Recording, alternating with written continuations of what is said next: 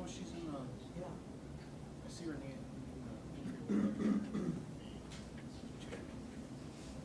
Oh, I think, You need, here you Yeah.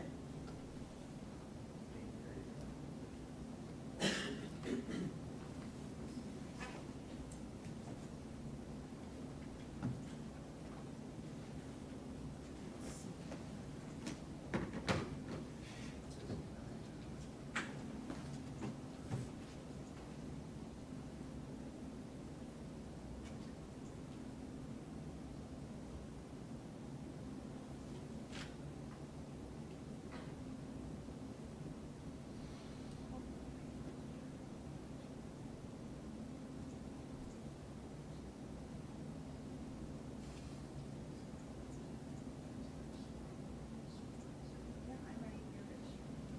Okay.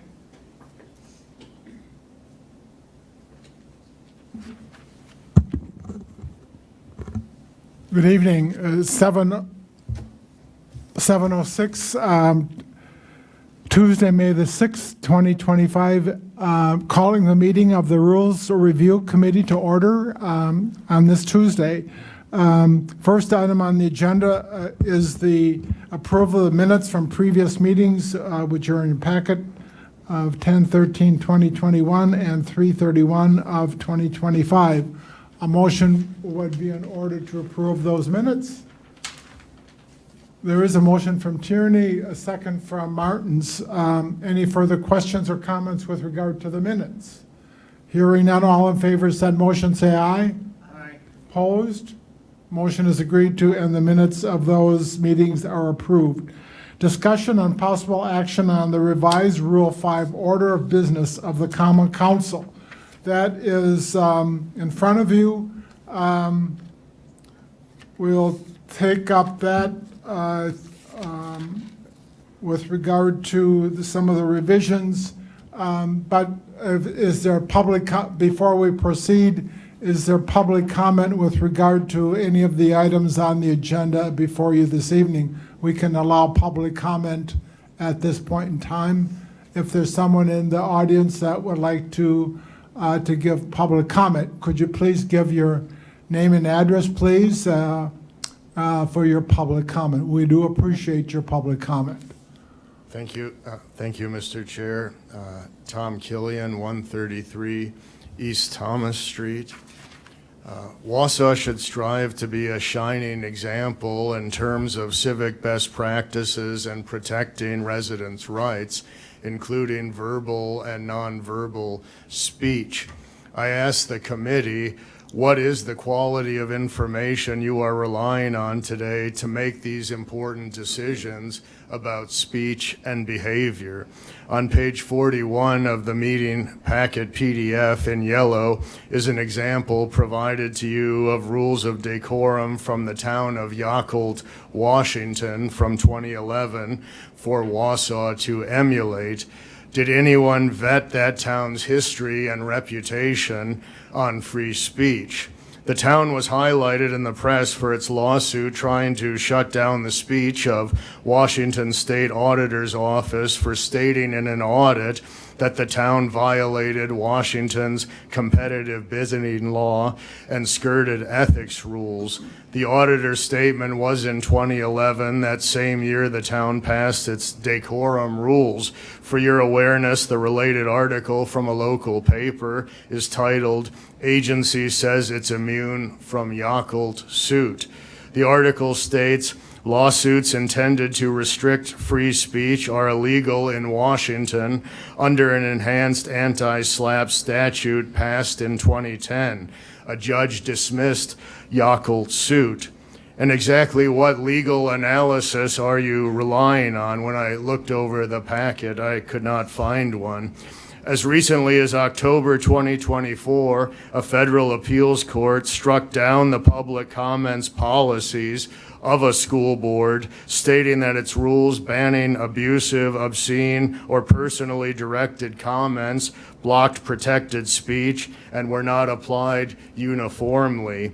The rules struck down by the federal court just several months ago look a lot like the ones proposed for Wausau in your packet.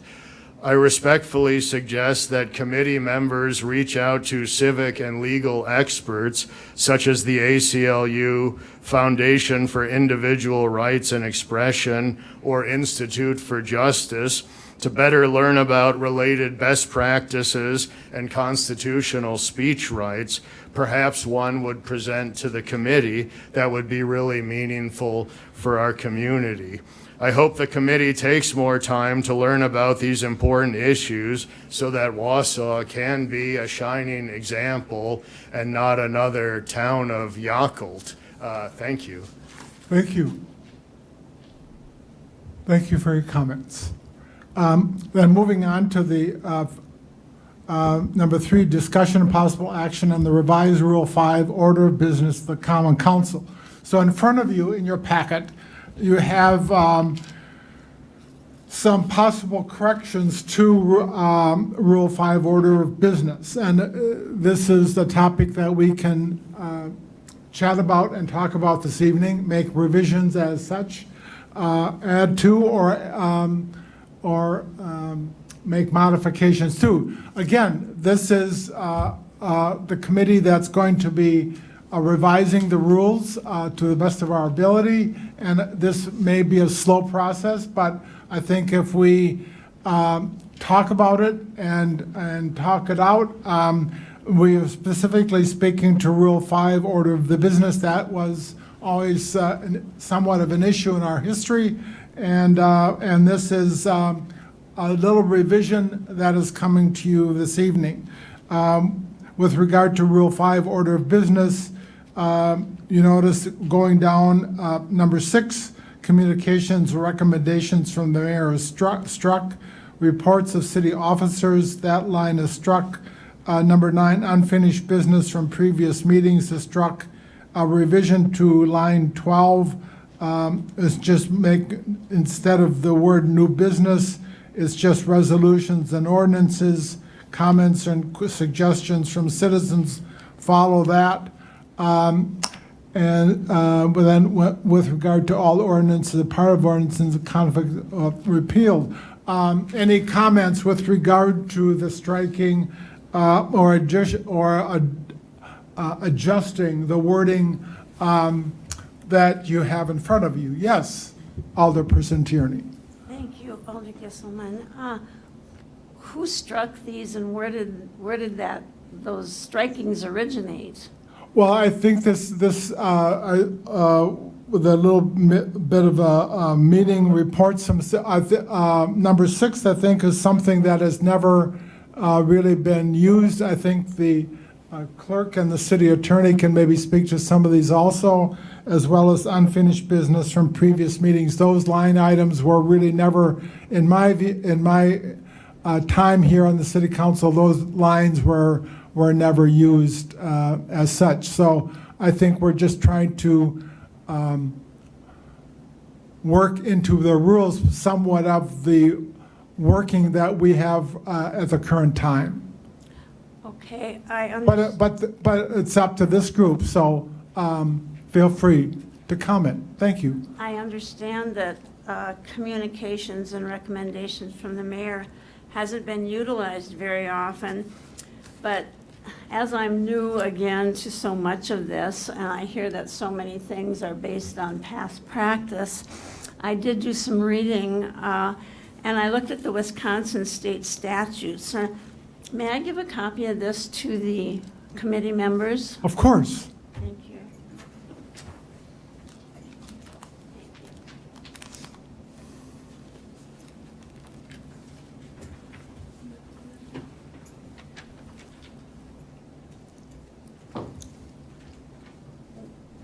Wisconsin statute 68.09 sub 8B says, and this is not a must, but it does identify what the statutes are recommending, and it says under item B, the mayor shall from time to time give the council such information and recommend such measures as the mayor may may deem advantageous to the city. Now, the issues seem to have been that things weren't agendized, and I really don't think that it would be a burden to our mayor to be specific about if he had comments to make to agendize some of the things that he was going to speak about. But based on the Wisconsin statutes, I know they're not legalities and we don't have to do those things, but I do recognize that they do define that as a role of the mayor. And if we're going to be specific about, I don't think we can just be specific about the mayor, about comments and recommendations for the mayor. It seems that if we're going to require specifics, we have to do that on everything that's on the agenda. For example, proclamations. What's a proclamation and who gives the proclamation? Can anybody give a proclamation? It just feels to me that we're focusing on one issue here. And when I read what's identified in the statutes, it feels to me that it's reasonable. And even before I read the statutes, I felt it was reasonable that the leader of our city make comments and provide information to the council and to the public. So those are my feelings. Thank you. So then you're feeling that there should be a proclamation, Well, I have a an couple. item of proclamations, and specifically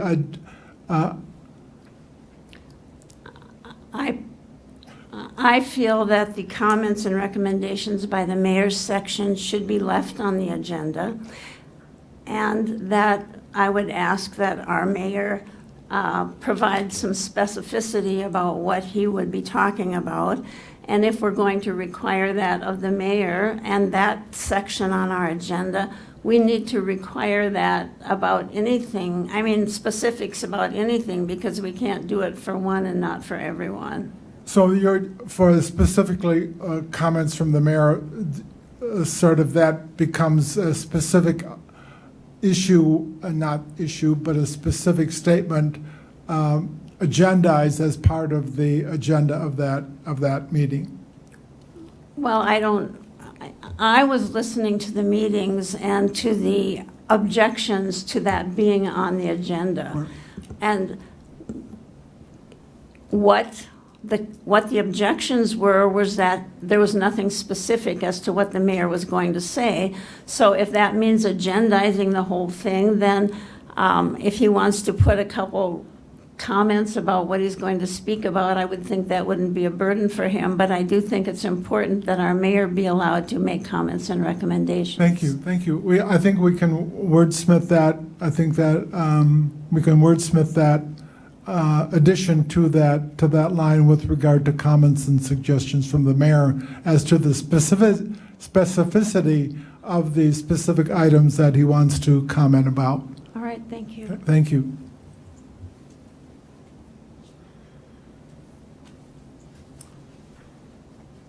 So I think we would also want to add then, in addition to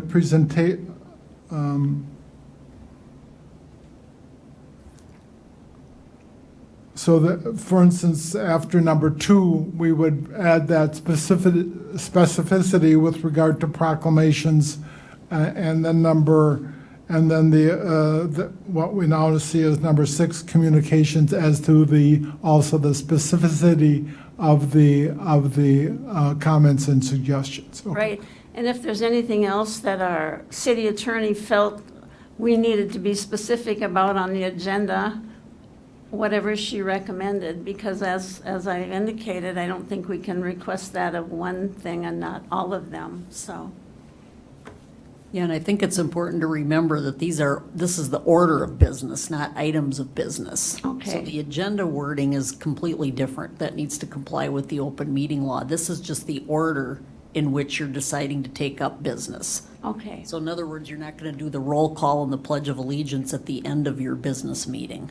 That's really all this means is the order of business. But is it relevant that I ask that the comments and recommendations be left on there, since we're discussing? Of course it's relevant. Okay. Yes, All right, yes, thank yes, you. yes. But I'm Yes, just of saying I course. wouldn't write into the ordinance that things be made specific. That's not really ordinance language, but that might be a policy you all decide to adopt. Thank you. Sure. Any comments? Hearing none. Anything else with regard to the order of business as the agenda? I do have one comment. When I was researching, because at the last Rules Review Committee, you guys had asked for the intent of where that number 6, communications and recommendations from the mayor.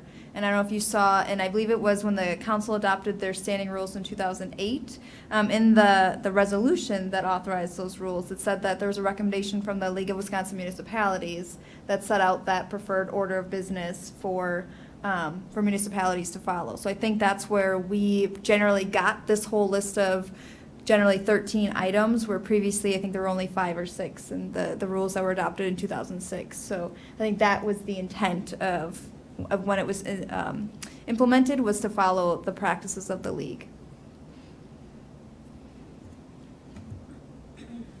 So the revised will come back again at the next meeting. So this was just for discussion. We won't take action. We'll work the words so that that will come back at the next Rules Review Committee. And then I'll be careful about when I try to formalize specificity. Mr. Martin? Yeah, well, so I don't know if I missed this or not, but then are we also, with the call of order, pledge of allegiance, roll call, are we going to be adding proclamations then to the order of business? Right, that will be an order of business, and then the specific nature of that proclamation by and the reason why we're doing that also. The exact proclamation for Women's Month, for instance, so. Well, do we need the proclamation on the order of, on the agenda, you know, the type, because it's in the packet though, or is just inclusion of the proclamation in the packet enough? So is your question whether you have to put on the agenda like proclamation of United Firefighters Week or something like that? Yeah, Or whether you month can or just something, leave yeah. proclamation on the agenda and then put the proclamation in the packet? Okay. And I mean, is that what you're asking? I guess it's, is that necessary, or just in the order of business, we state proclamations? And then the proclamations are announced at the meeting and, And again, this is just the order, not the items of business. And so as you prepare your agenda, we will provide as much specificity as is known at the time the agenda is made, if that's the desire of the majority of Okay. the council at the end of the day, that any item that we know about, if we can name a committee report or the name of the report or from what committee it came, or a mayor's announcement of a retirement, that can be on the agenda. We can list a proclamation for whatever it's for that week or that month. If that's the desire of the body at the end of the day, that's what we'll absolutely do. okay, thanks. People the citizens may want to know that there is a proclamation with regard to the Wisconsin Valley Fair or some kind of an event, and they may want to be a part of that recognition, perhaps a person speaking to that. So that is always, I think, a big event at a city council meeting when proclamations are, and specifically when we have someone here to come and speak to that proclamation. Yeah, I'm okay with that. I mean, it's, I'm not really concerned about agenda bloat. I don't know if that's something the clerk really thinks about at all. You know, if it can't fit on 2 pages of paper, but I do like the inclusion of information. Okay, thank you. Any further comments with regard to item number 3? Then moving on to item number 4, discussion possible action on meeting decorum. There are 3 items under this. The number A is restricting Now, these are issues that came up at our prior meeting, so I thought we would put these on the agenda and have a general discussion. Doesn't mean necessarily that we're restricting signage, but we're having the discussion on it, and if indeed we want to proceed with restrictions or no restrictions. I think that's why we're here this evening, is to discuss that with regard to restricting signage during city council, board, committees, and commission meetings. I think that with regard to what I'm reading, I think that this is becoming a very issue that I don't think there's a rule on yet. I think that the weight of the First Amendment is still pretty much out with regard to signage at city council meetings, and I think that there is really, so I think the city council could restrict perhaps the signage of the sign of what I'm reading, but I think with regard, I would, at this point in time, I would be hesitant to move forward to any kind of signage restriction with regard to people visiting the city council. But that's my view, because I think the legality is just still not very clear. Well, it is, and both issues are being, so I am hesitant to move into some kind of restriction with regard to restricting signs. But the rest of the committee can certainly voice their opinion with regard to that. I would be glad to hear that. I think this is one of the issues that would have been raised before, and I think I think that we should come out with some resolve from this committee. Alderperson Tierney. Thank you. I know that Alder Killian at our last meeting,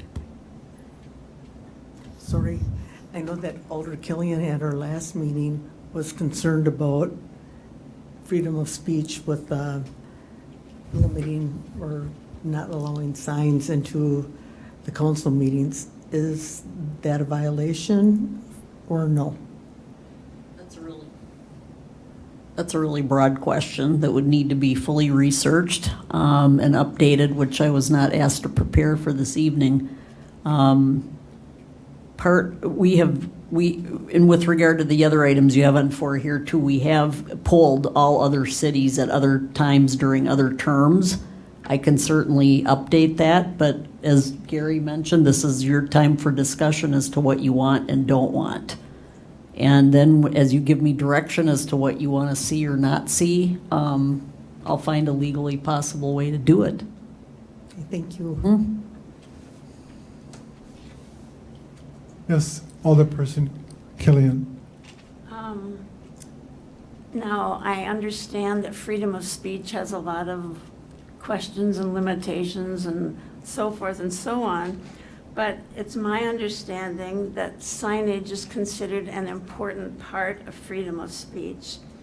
And I think that unless signage is disruptive or destructive or dangerous, if they bring it in on a pole and then can hurt someone, that a sign sitting quietly in our chamber is just a sense of freedom of speech. And I think the freedom to have our own beliefs and to be able to express them freely, as long as we're not disruptive or disorderly or presenting a danger, is what makes our country and our city a democracy to be celebrated. I don't feel that restricting these rights, even though it may be legal, is not a policy that's wise for our city to adopt. Doing something that may be acceptable in a court of law just because we can does not always reflect what is best for our citizenry and their rights. So I do not support restricting signage as long as it does not disrupt or destruct or present a danger to our chamber.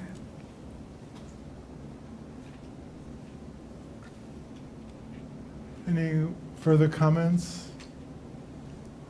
So then, at this point in time, we'll, if it's agreed with rules, that we'll just not attempt at this point in time to find verbiage to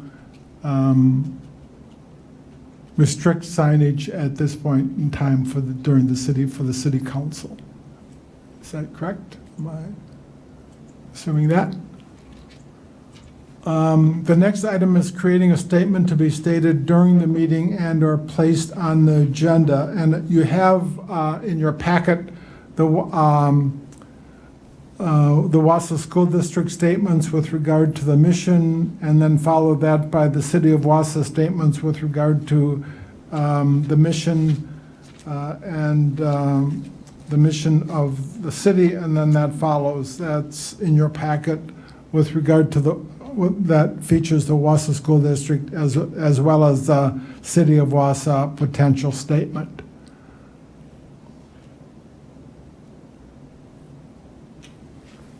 Did you want? Yeah, so I drafted these. The Wausau School District statements were brought up a couple times at your last committee meeting. So I watched a couple of their meetings and drafted this from their language. At the beginning of their meeting, the president of the school board always mentions their kind of their mission on why they are there. That's just this first sentence at the top. Our mission for the city of Wausau is a little. Did that not? It's a little. Oh, that's not. Sorry. So I had adapted ours. By including our mission as well as the core values, which I think we talk about just a little bit more here at the City of Wausau. Yeah, that was my initial one. So the mission of the City of Wausau is to enhance our community's quality of life and foster a sense of belonging for generations to come. When we had met after the last Rules Committee as staff to prepare for this, we proposed maybe either that statement could be mentioned at the start of the meeting or we could add it to agendas. We are hopefully going to be rolling out some new agenda management software. 38, I believe it's on page 38 of the packet. So that was a different proposal to do that by writing it on the agendas and maybe not stating it aloud at the beginning of each council meeting and or standing committee meeting. And then there's that other decorum statement, which kind of pulled language from the City of Wausau, or the Wausau School District Board of Education language, as well as that City of Yakult, Washington's decorum statement.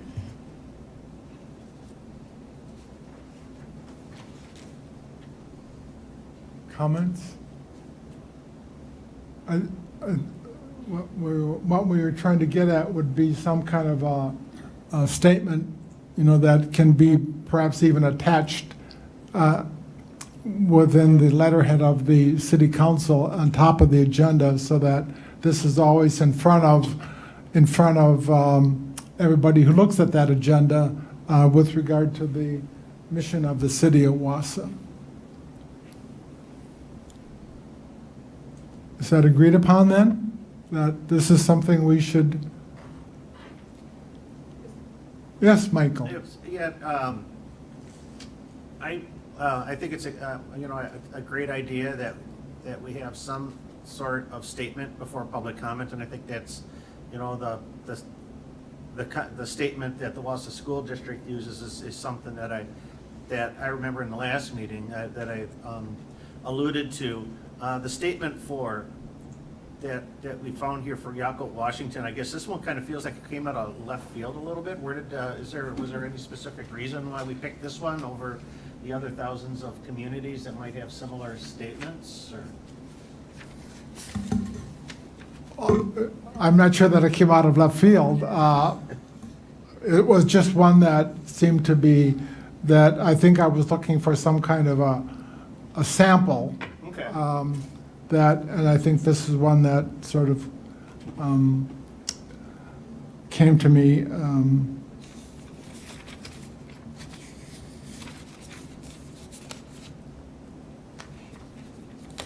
But that's just, it's just a sample that is, that would be coming to us. Yeah, because I was thinking that something that's easy to understand and just gets to the point where,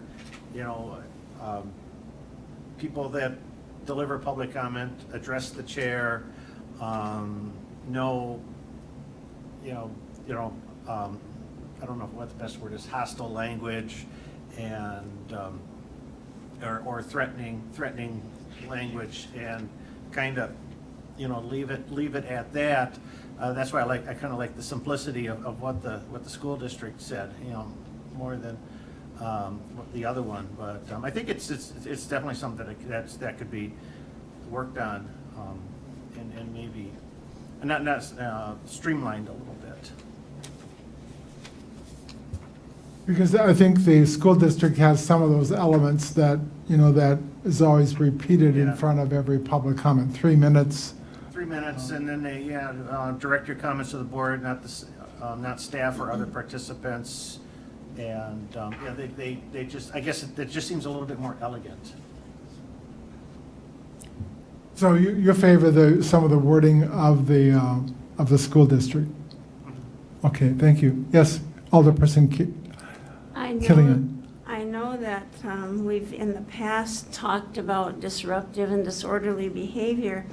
The first sentence that I thought could be modified, it starts with no person in the audience, and it seems like it would be more appropriate to have that sentence read, no person in the audience shall engage in acts which disturb, disrupt, or otherwise impede the orderly conduct of any council meeting. It feels like some of those items that are mentioned in there are more of a point of who's going to decide all of those things. It feels like that sentence could be more concise, because the things we've been concerned with are disturbing, disrupting, or impeding orderly conduct. That usually would fall back to the chair of the meeting. Right, so, I guess I didn't know if all of the other verbiage was necessary in there. Referring to the school board, No, the City of Wausau Washington. statement proposal. Washington. So maybe strike out some of the verbiage and get to the meat of the Right, decorum just issue. have, just address that it shouldn't disturb, disrupt, or impede the orderly conduct of the council meeting.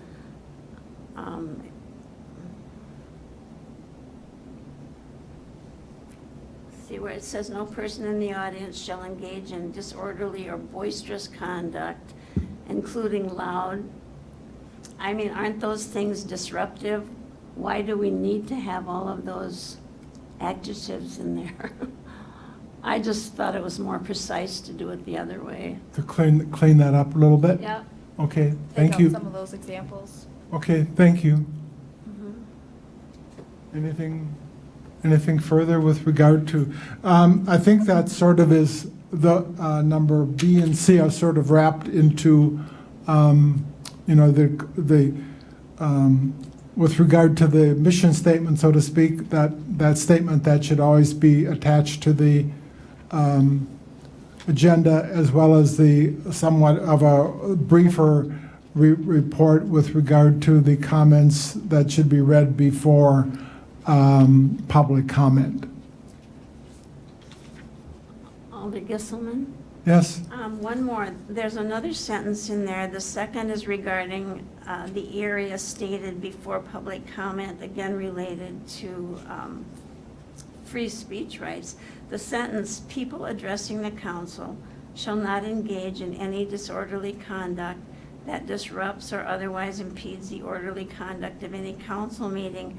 And again, leaving out all of the other verbiage. if you just are that concise, I think those things address those issues without having to spell it out like that. I think it's a little bit wordy. Okay, thank you. So anything further than on B and or C, we'll put that, we'll wordsmith that and try to come back with some finer wording with regard to the statement as well as the decorum section. Do you feel there should be some wordage then with regard to decorum itself, read before public comment? I guess there's some agreement that we should have some kind of a statement with regard to public comment.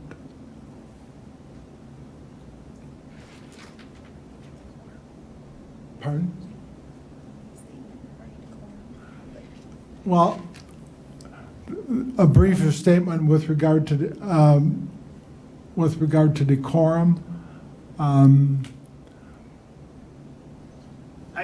I absolutely think there should be some type of a statement of before public comment, and it's one of those things where we don't, we're in a civil society, and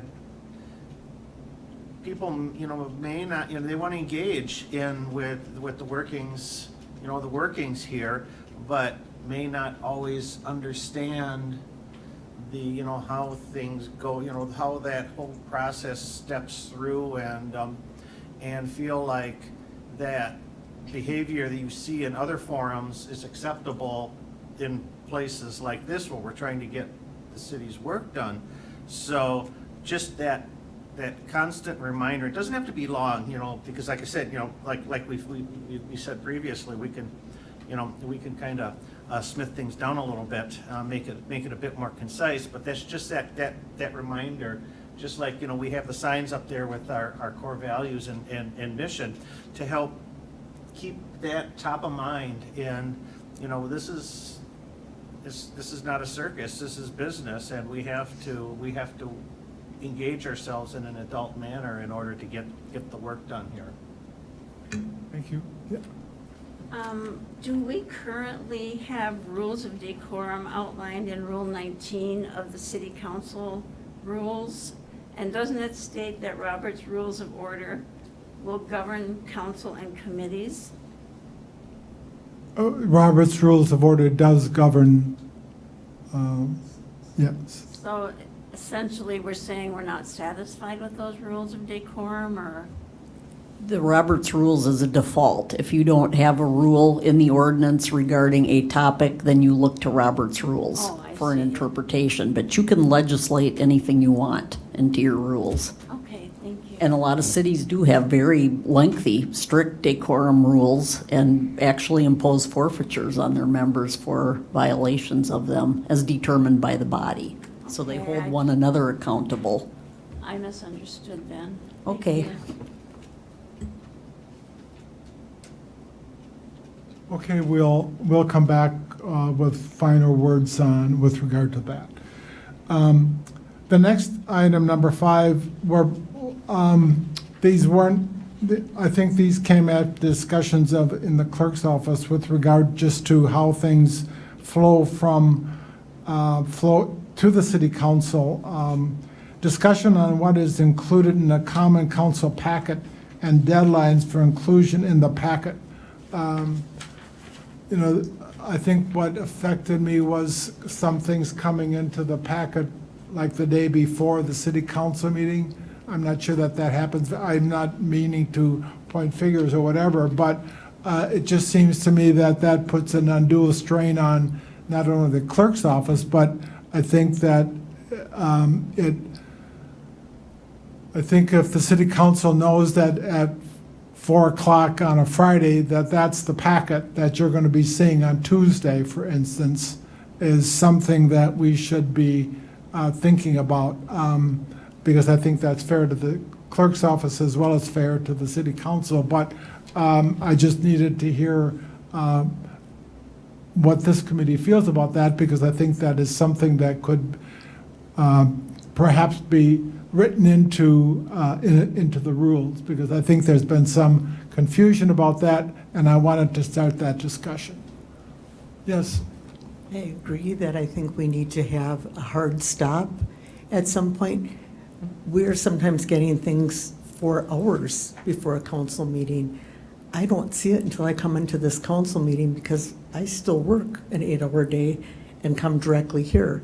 So like you said, I'll read the packet and I wouldn't be aware of something that was added that day to the council. I think that something like, I mean, typically we're supposed to have a 5 or 6 day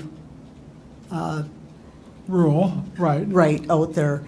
And if something is, I guess my hard stop would be 24 hours beforehand, because I can see if there's a last minute item, but anything less than 2 days before, because I will go back and scan it the night before that we come to council. But again, if it's a weekend, if somebody's putting in it on Friday night, I'm probably not going to, well, I probably will, but, because I'll look at it again on Sunday, but we've got to have a hard stop at some point and not letting things come on there that are 4 hours before or 5 hours before.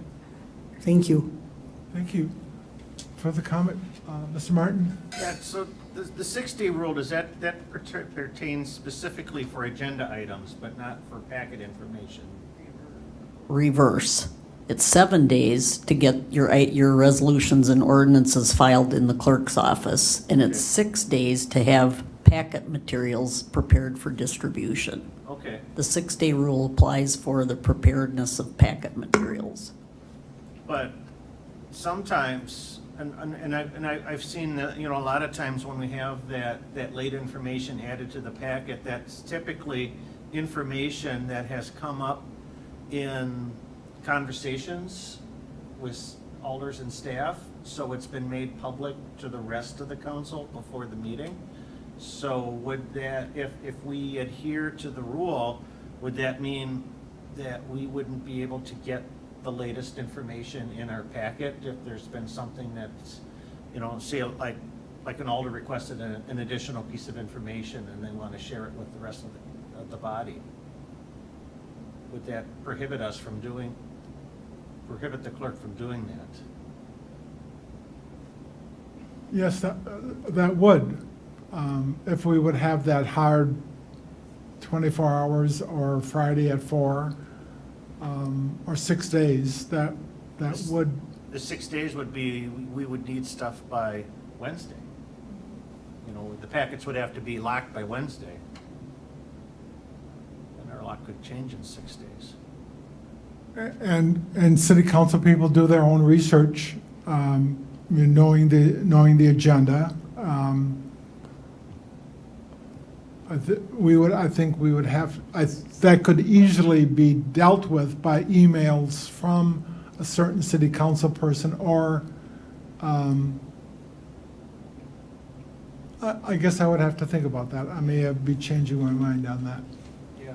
I mean, I don't, you know, I don't want to see a lot of, you know, if there's a lot of email going back and forth, and then that opens up another can of worms, you know, when we start talking about transparency. Transparent, exactly right. Yeah, and open, and open meetings.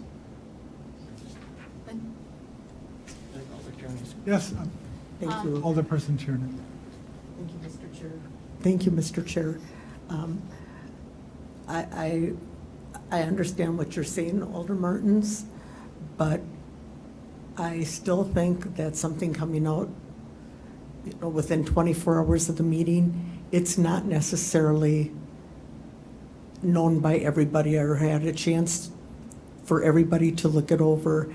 And sometimes we don't get the packets in 6 days, but I still think there at some point needs to be a hard stop, because this information coming at the last moment, the last second, just doesn't give people time to prepare or look at it or investigate it, because this information I'm going to leave it at that. Thank you. Yes, Alderperson Killian. Thank you. I agree with Alder Tierney. I think there has to be a hard stop, because I know whether you're working or whether you're out on a family emergency and you're out of town, if you've tried to review the information to prepare yourself for the meeting ahead of time, and you don't happen to see that the last few hours, it doesn't feel like it's complete enough for alders to make any kind of decisions. Something else that I would like to see in the packet, since we're talking about what is included in the common council packet, I think it states that department staff can submit relevant supporting documents that pertain to agenda items. I would really like it stated that elected officials can also request information in the packet to put into the packet. We are the people that make the policy decisions, and it seems like if we have some relevant information to be added to the packet, it shouldn't be a struggle for us to get it in there. And I can cite a couple of examples where that has been difficult, to get even expert opinion into a packet. So I would really like it if it stated that elected officials as well as department staff can submit relevant supporting documents that pertain to agenda items.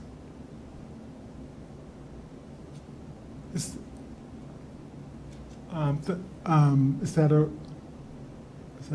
part of that's an ordinance?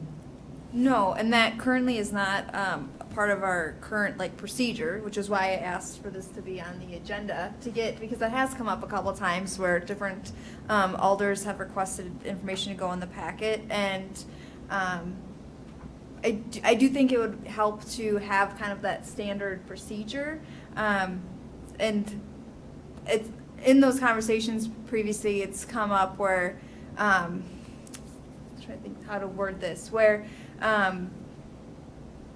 unsure necessarily the potential level of expertise on the item that's included in the packet. If a person had a document forwarded to them from a constituent versus someone who spent months on a project, and if they're in the packet side by side, which could be completely fair, how that is Viewed by other by the body. other people. Yeah.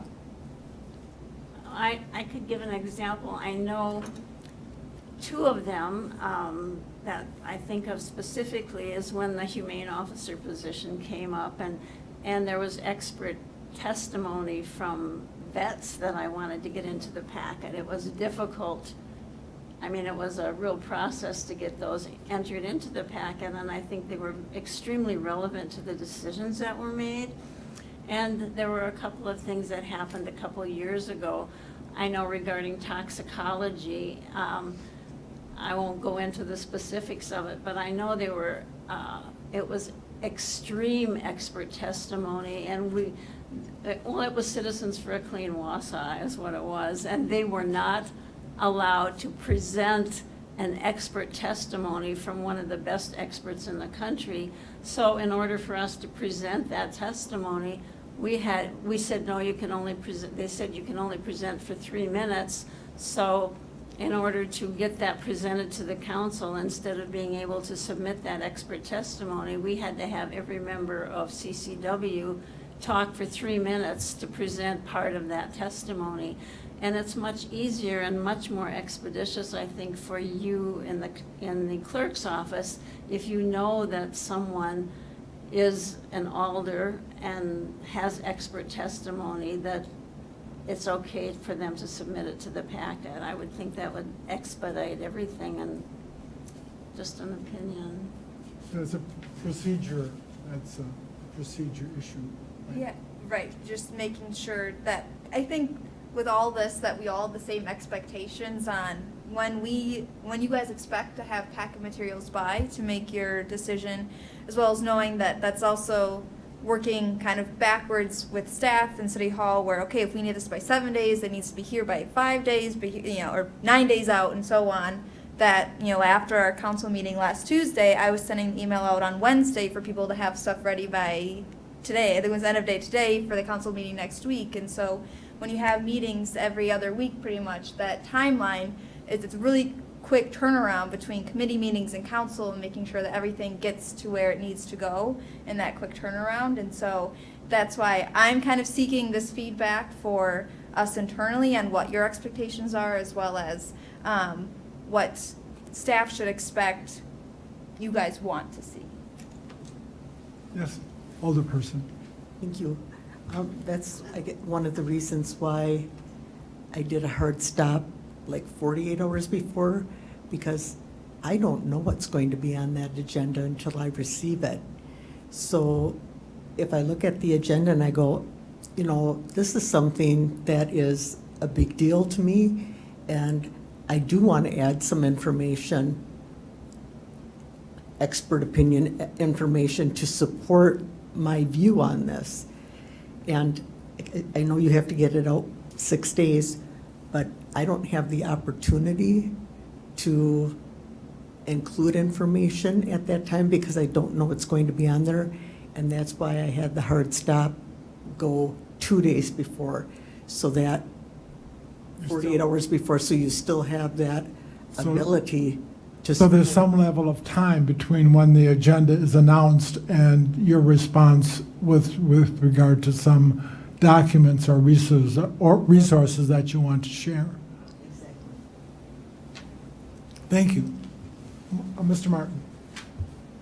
Yeah, and just continuing, my thinking on this, most of the, I was just looking at our last council agenda, and most of the items on the agenda had filtered through committees, so, to the clerk's point, that stuff goes through their process to get it on the agenda. I think the things that cause us the most consternation is when we get down to the bottom, when we need to suspend the rules, 6B filing and or 12A referral, because that's the stuff that always pops up at the last minute within the last 24 hours. And I know there are occasions where you'll get an item, quite frequently goes through finance, that meeting before common council, and then it shows up at common council that same evening, and because time is of the essence. But then again, there's other times there's stuff that just kind of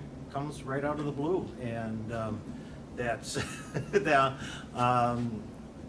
like, wow, we needed to do this right away, or it couldn't have gone to committee or first, but so that's where I think that's where the pinch point is those items that when we have to suspend the rules, and I don't know how to fix that, because I know because it seems like not every meeting, but almost every meeting, there's something that comes up at the last minute that needs to be pushed through as expeditiously as possible for whatever reason. There is that 24-hour rule, with regard to that. So I think there's always that emergency rule that allows for that at the last minute, because there may be something. I guess what we're trying to do is get people thinking out a little bit further, so that doesn't minimizes those occurrences. Yeah, but that 24-hour rule seems to get used an awful lot.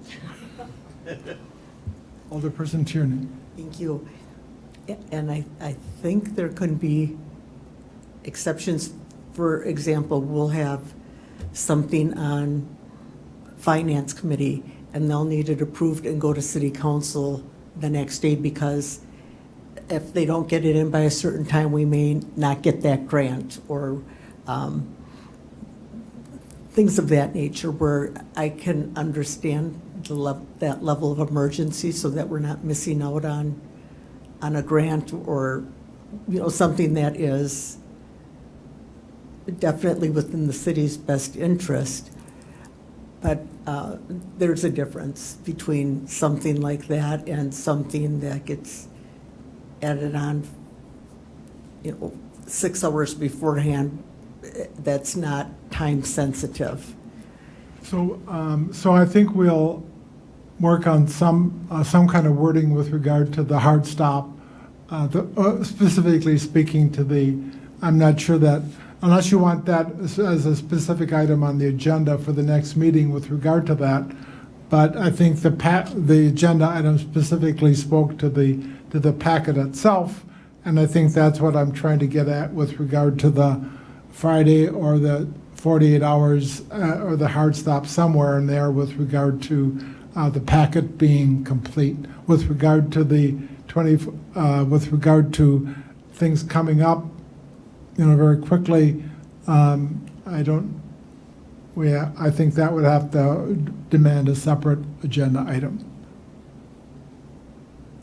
So with that, we'll proceed then with regard to some further wording. Number 6, the discussion materials needed for appointments and reappointments to boards, committees, and commissions. This came up with regard to the packet itself, with regard to exactly what does the city council need with regard to appointments, reappointments, people being submitted for council approval. Right now, we have the electronic on board, what speaks to resumes. I'm just are we good with what we expect now with regard to appointments, with regard to the electronic, or are there other things, resumes? I'm not quite, I'm opening it up for possible discussions, or if we're happy the way it is, we'll proceed as such. But I thought I would agendize it to get a quick comment and feedback from the Rules Committee with regard to resumes and further information that you may need with regard to people nominated and names brought before the City Council. And I agree. I think that somebody who fills out their name, address, and how long they lived in Wausau is not enough. I think if we're going to consider somebody for an appointment, it needs to be a complete form or a resume attached, because it knows these are, if you've got somebody going on the police commission, that's important. It's important that that person care enough to give us a completed form or attached resume. Just putting down a name and address, and I want to do it because I want to help the city, is just not sufficient in my perspective.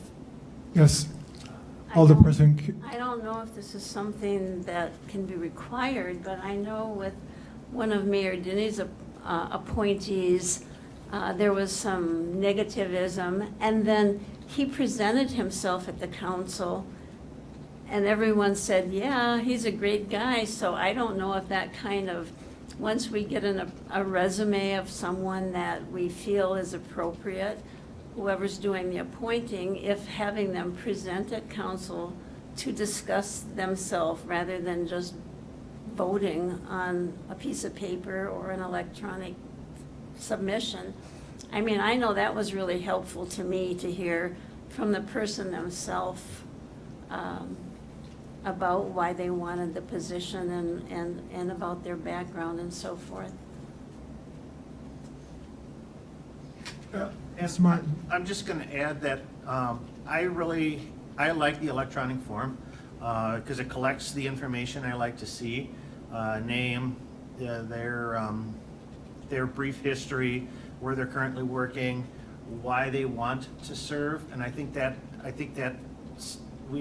statement is very important to me, because that kind of gives, the more information that they can give on that really tells me, where their mind is. And then 2 or 3 references. I find references really important. I know, a fair amount of people around the city, and if there's a reference that pops on there that I said, yeah, I know that person, and then that helps me make that connection, and then I feel a lot more comfortable about the appointment. I guess my only thought is that may be advantageous to you because you might know somebody, but it should be something where when making that decision, we all have that information. Nobody calls and checks references, so like I said, if it's information that's great for you, but the rest of us don't have that consideration of knowing somebody or trusting somebody's judgment on that, so I guess I'm not so sure about that one. Thank you.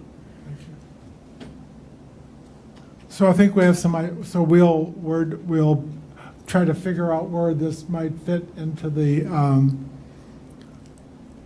if indeed it does fit, maybe more of just a general suggestion as we go along. The next item on the agenda is the discussion of possible future agenda items. The ordinance is in your hands. We can certainly adjust and make corrections and add or detract from the rules of procedure of the Wausau City Council, and that's what this committee is charged to do. If there's other suggestions for further agenda items that we should be looking at, this is a time, of course, you can always be in touch with the clerk's office or with myself with regard to agenda items that we may want to add to the next committee meeting. Yes? Thank you. I guess this is going back to kind of how we started this meeting. When we were looking at the order in which that meeting is set up, under that, we talked about communications and recommendations from the mayor, and I still think that that's an important option to have in our agenda, so that if the mayor wants to present something on the lead service lines or some other specific item, I think that should be on there so that it's part of the open meeting, so people know that he's going to talk on that. And so we as a council know ahead of time what he's going to be addressing when he comes in and has his moment. So I think that we should still have that on the agenda, but so that he can give us a heads up of what he plans to discuss. The specificity of the suggestion, I think, would be, wording to encourage to be specific with regard to exactly what comments, subject approach would be in order. And I think we will retool that line. Thank you. Other items that we should be adding? Otherwise, I think, I thought maybe there would be more items that would be coming before this committee. We certainly have a good chance of revising the rules, so we should take this opportunity. So I would like to at least have one more meeting to sort of finalize some of the suggestions that and revisions that were made this evening.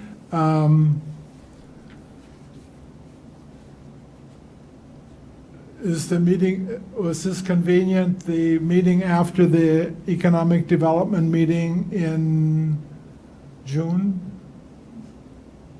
Or was this kind of late? What date is that?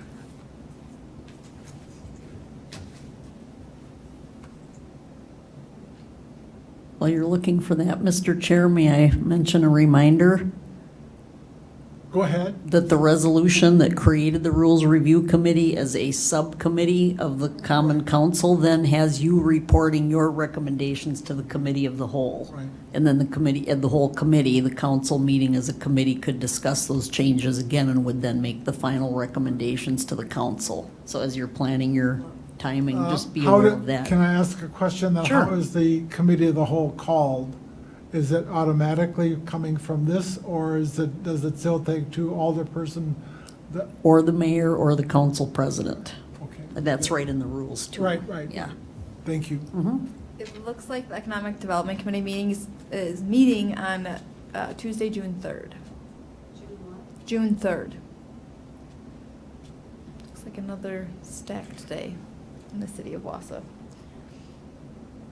I'm okay with it. I think there's, a significant number of members of this committee are on economic development, so I'm fine with showing up for after. Economic development. This one, yeah.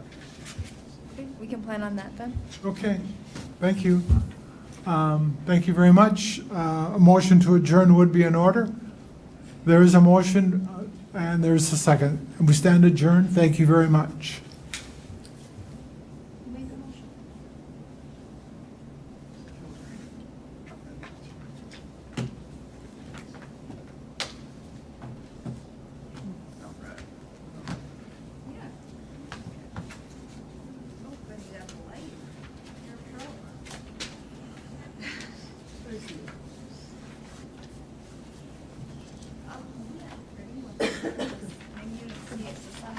Right to that last window.